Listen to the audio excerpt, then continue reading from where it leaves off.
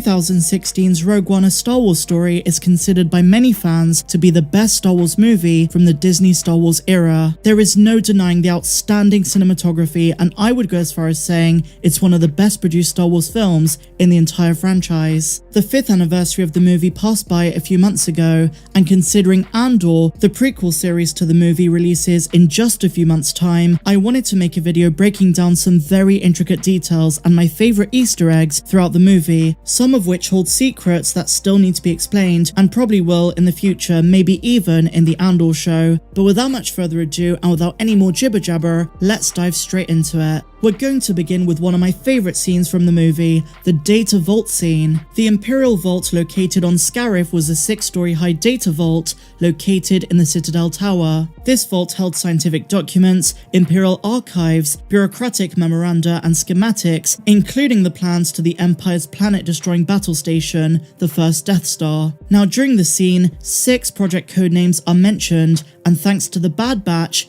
2 of them have been given a backstory, while the other 4 are yet to be explored. Let us begin with the project codenamed Mark Omega. I made an entire video dedicated to what I think this project was. In it, I discuss how I think after the destruction of Kamino, the Empire was still after Omega. Her DNA was an asset to Palpatine's contingency, plus the fact that she knows quite a few things about cloning, having been Nala Se's assistant, and the Empire had plans for her at the cloning facility on Mount Tantis.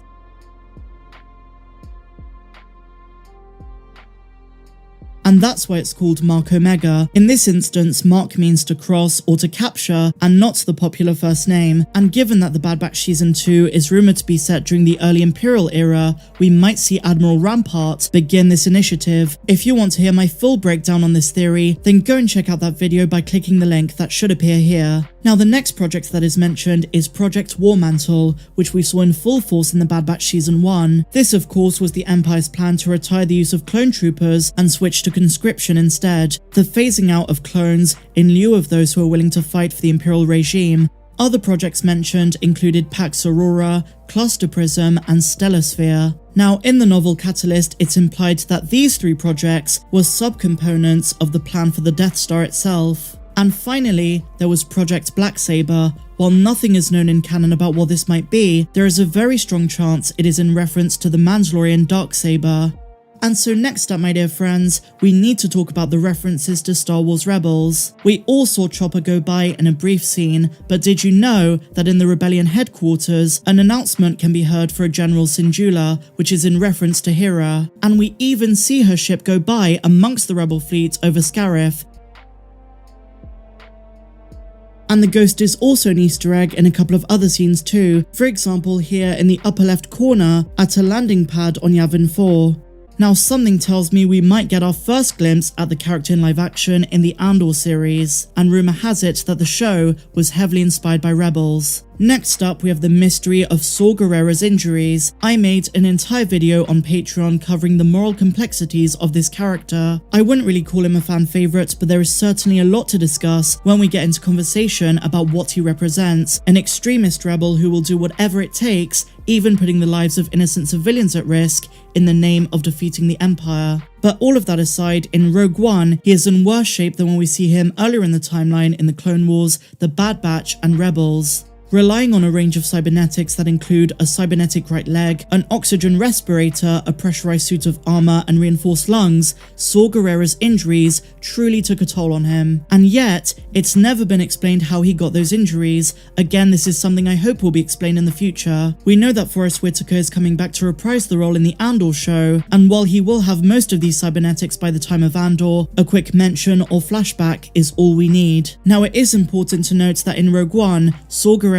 injuries are used as a metaphor. In a sense, he's the rebellion's own Vader, and parallels are certainly made between the two characters in the movie. For example, when he takes a breath using his respirator while interrogating Bodhi Rook. Did you know that Vader's breathing was overlaid in the mix, but only that one time? He truly is an example of what happens if you go too far for a cause and end up becoming someone that you never intended. He even asked Jyn Erso, "What will you become?" And I know he's very different to Vader, but just like the Dark Lord, he let passion and emotion overall safety decisions, but in a very different context. It's an old cliche seen throughout cinema history, becoming your worst fear and resembling the enemy. He figured that being feared the way that the enemy instills fear in others was the way to win in the end.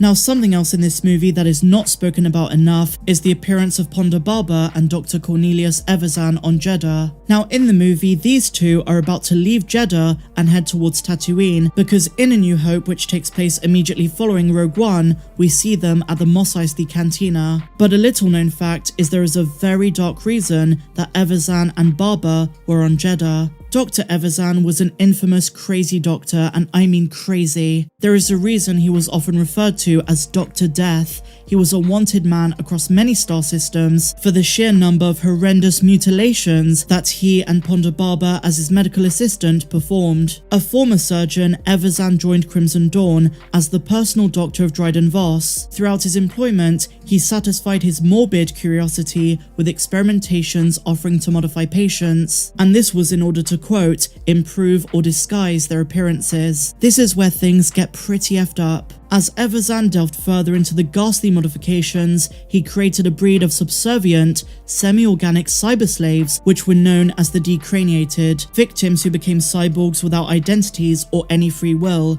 Dryden Voss was very impressed. In Rogue One, when we see Evazan and Ponda Baba on Jedha, they had just committed a series of kidnappings, mutilations and surgeries, and then they flee to Tatooine in order to resume various experimentations. I guess old Ben was right when he called Mos Eisley a hive of scum and villainy.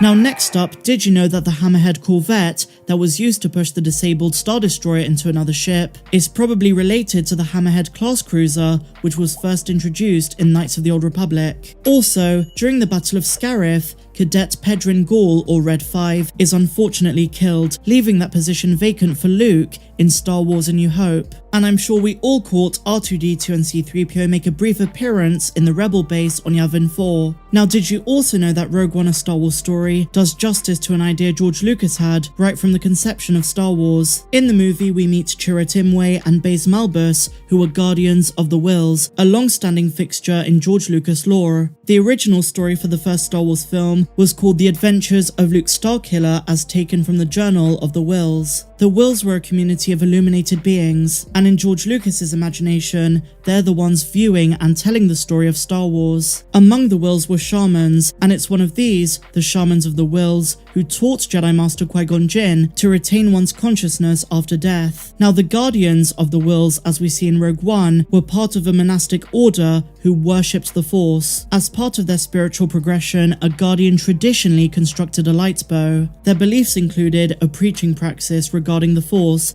They were not Force wielders in the sense of Jedi or Sith, but instead preferred to sense the Force and its presence, while the disciples of the Whills preferred to listen and try to understand the will of the Force. They typically believed that both the light and the dark side were valuable, noting that for the light to exist, there must be dark, and through the Force, there must be balance. And it kind of evokes mental imagery of the Bendu, the one in the middle, the one who understands there's both light and dark, but exists in the middle. But the guardians of the Whills worshipped the Force for what it was in its pure form. Rogue One is one of those movies I find myself rewatching over and over again these days, and I've noticed that its rewatchability value is pretty high each time I notice small things I hadn't done upon my previous watch. And even though I do enjoy Solo, for me Rogue One is the superior of the two spin-offs, and I can see why it's so beloved amongst fans. Now, believe it or not, I didn't like the movie when I first saw it in cinemas, but it grew on me in a tremendous way the second and third time I saw it. And now, having seen it at least 50 odd times, it has become a staple Star Wars movie that easily